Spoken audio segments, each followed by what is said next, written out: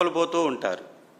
ఇది మా అడ్డ, మాకు ఇక్కడ బలమైనటువంటి ఓట్ బ్యాంక్ ఉందని చెప్పుకుంటూ ఉంటారు. ఎక్కడికి పోయిందా నీ ఓట్ బ్యాంక్? చల్లా చెదురైపోతున్నటువంటి కూటమి కలలు, పటాపంచలవుతున్నటువంటి వాళ్ళు కట్టుకున్నటువంటి ఊహా ప్రపంచం.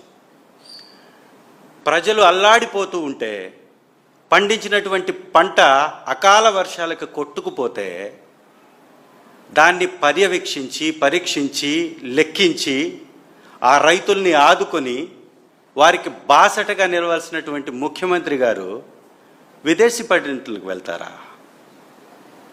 నిజంగా విదేశీ పర్యటనకు వెళ్ళడానికి ఇంకా సమయం లేదా? ఏ స్పెషల్ ఫ్లైట్లు వేసుకొని హైదరాబాద్కి తిరిగే ఖర్చుల కన్నా టికెట్లు క్యాన్సిల్ అయితే ఎక్కువ అవుతాయా?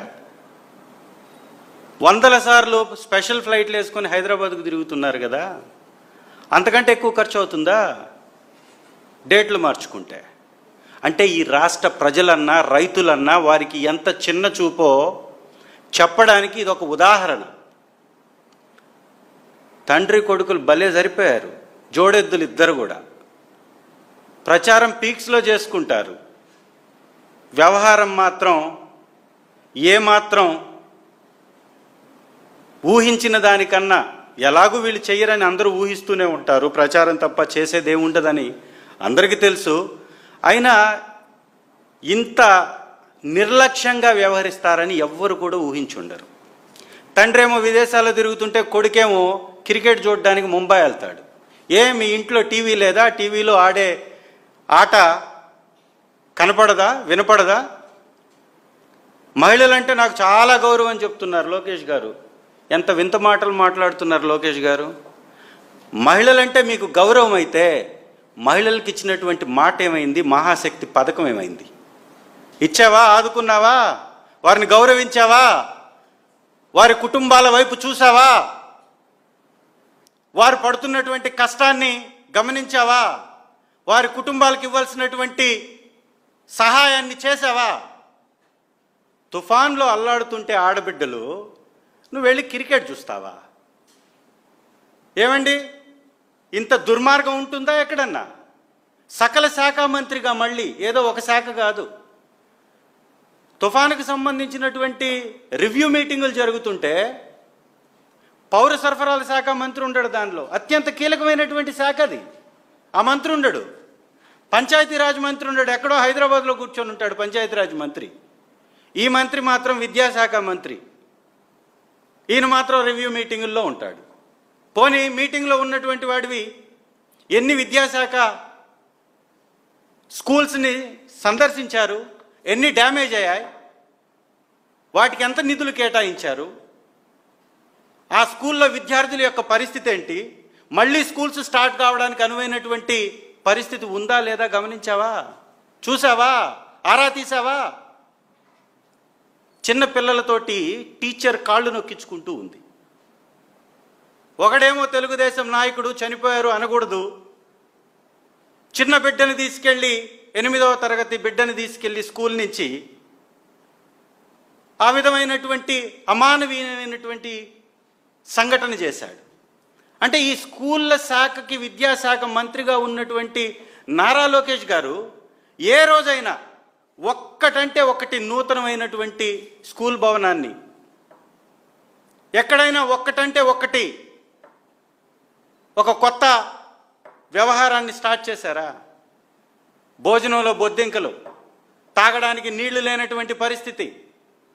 గిరిజన గ్రామాలలో అయితే తాగడానికి మంచినీరు లేక కలుషిత నీరు తాగి 100 మంది అనారోగ్య పాలైనటువంటి సంఘటనలు. ఇదా పరిపాలన? ఇదా వ్యవస్థ?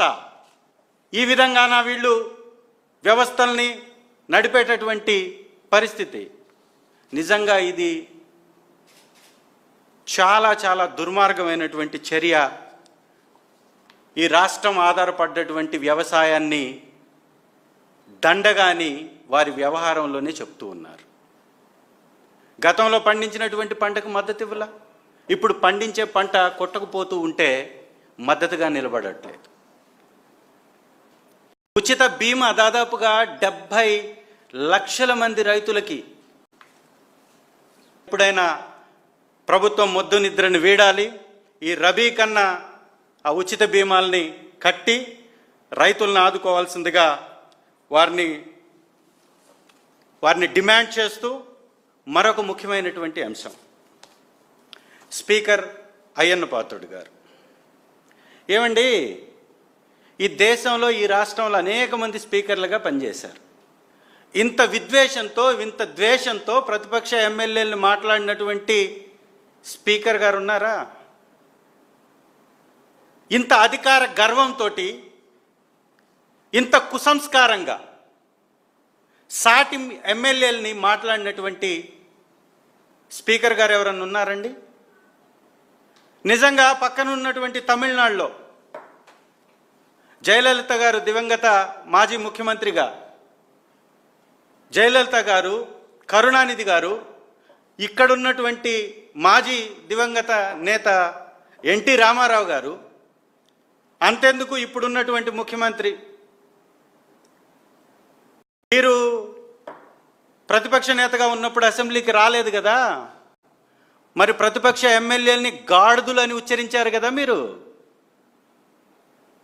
మీరు గాడిదలు అని ఉచ్చరించినటువంటి ఈ భాష మీ నాయకుడికి కూడా వర్తిస్తుందా? అంటే సభకి రాకుండా ఇంటికి సంబంధించినటువంటి జీతభత్యాలకు సంబంధించినటువంటి అలవెన్సెస్ని తీసుకున్నారు కదా, మరి వారిని కూడా ఇదే భాషతో మీరు ఉచ్చరిస్తున్నారా? ఎంత దుర్మార్గం ఇది! సభకి రావట్లేదు అంటున్నటువంటి ఈ వ్యక్తి సభలో ఎలా వ్యవహరించబోతున్నాడో వారి మాటల ద్వారా చెప్పట్లేదా? వారు ఏ విధంగా సభని నడపాలనుకుంటున్నారో ఈ వ్యవహారం చెప్పట్లేదా? అంటే ఆయన హుందాతిపక్ష ఎమ్మెల్యేల మీద ఉన్నటువంటి గౌరవం ఏంటో వారి మాటల్లో అర్థం కావట్లేదా? ఏం మాట్లాడతారండి స్పీకర్ గారు? ఎవరన్నా మాట్లాడారా? ఈ దేశంలో సెలబ్రిటీలుగా ఉన్నటువంటి చాలామంది రాజ్యసభ సభ్యులుగా నామినేట్ అయినటువంటి వారు అనేక మంది ఉన్నారు. వాళ్ళు ఎప్పుడు కూడా సభకి అటెండ్ అవ్వడం చాలా అరుదు. మరి వాళ్ళందరినీ కూడా అక్కడ ఉన్నటువంటి స్పీకర్ గారు ఇలాగే మాట్లాడుతున్నారా? గాడిదలు అని ఉచ్చరిస్తున్నాడా? ఎంత దారుణం ఇది! అంటే వైఎస్ఆర్ కాంగ్రెస్ పార్టీ అన్నా, ప్రతిపక్ష నాయకులన్నా చిన్న చూపు. అధికారం ఉందనేటటువంటి గర్వాన్ని ప్రదర్శించటం అనేది ఇది నిజంగా రాజ్యాంగబద్ధమైందేనా? ఒక్కసారి ఆలోచించుకోవాలా. ఈ దేశంలో అనేక మంది హాజరు కాకపోయినా ఎవరు ఇంత కుసంస్కారంగా మాట్లాడాల? ఇది వారి యొక్క విధానం అనేది మాత్రం మీకు చెప్పదలుచుకుంటున్నాం. మేము గౌరవ స్పీకర్ గారు ప్రతిపక్షం పట్ల ఎలా వ్యవహరిస్తున్నారో మీకు తెలియజేయాలనుకుంటున్నాం. ఎస్, వారి విజ్ఞతకే వదిలేస్తున్నాం. మీరు ఏ యొక్క చర్య తీసుకోవాలన్నా మేమేమైనా అడ్డుపడుతున్నామా? మేము వచ్చామని మిమ్మల్ని బ్రతిమాలామా? జీతభత్యాలు కావాలి మాకు ఇవ్వండి అని మిమ్మల్ని ఎవరన్నా వేడుకున్నారా? ఎవరన్నా మిమ్మల్ని అడిగారా? మిమ్మల్ని గోజారారా? ఇది తీవ్రమైనటువంటి ఆక్షేపణీయమైనటువంటి విషయం.